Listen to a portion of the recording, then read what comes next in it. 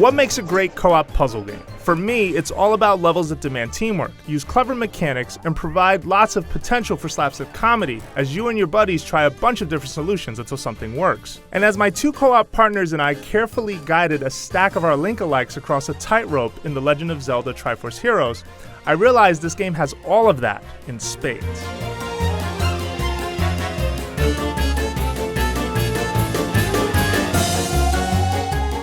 Using classic Zelda tools like bombs, boomerangs, and switches, combined with new ideas like stacking on each other's shoulders to reach high places and attack tall enemies, Triforce Heroes' 32 levels are carefully designed to encourage teamwork most of the time. The best ones hand each character a different tool and ask them to play a specific role to solve a fun, intricate puzzle together. Like, check out this move.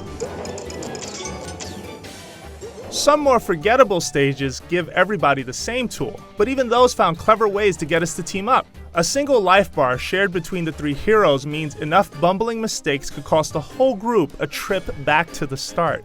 The setup here has a wackier and lighter story and tone than your typical Zelda adventure, and it's presented as a simple list of missions rather than the traditional, rich, explorable overworld. That's missed, but as you continue on your quest to reclaim Princess Styla's joyful fashion sense, the puzzle challenge slowly and smoothly ramps up.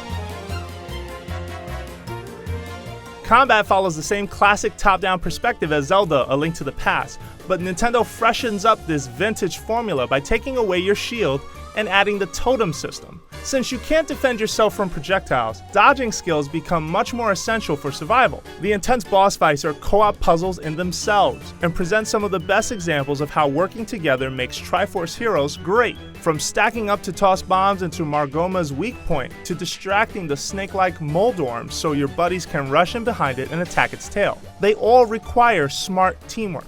Combat's made a little easier with the silly yet powerful outfits you can unlock. Each one amplifies a specific item or ability. You can dress up as the boomeranger and throw large boomerangs that can travel farther and damage enemies considerably. Or toss on the cozy parka and never slip and slide on the ice again. Or slip into the legendary dress and uncover more hearts to help you survive a tough level. They usually don't open up new solutions to puzzles, but they're fun to play around with. Triforce Heroes is best played with two friends in the same room simply because you can talk and try to figure out puzzles together. But be warned, we encountered a few bouts of lag both locally and online, which is always a pain in puzzles that require careful timing. Also, you can't communicate well enough online. That's a major letdown. A set of 8 emotes are the only tools to express yourself in game, and those don't provide enough direction or helpful context to coordinate.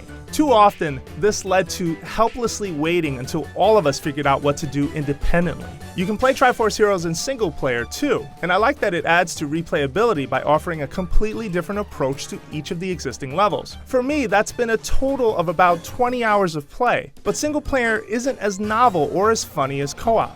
Constantly switching between the 3 doppelgangers to figure out how to get them all to the end of the stage is a good challenge, especially the boss fights, but it doesn't quite stack up next to the manic fun from playing with other people.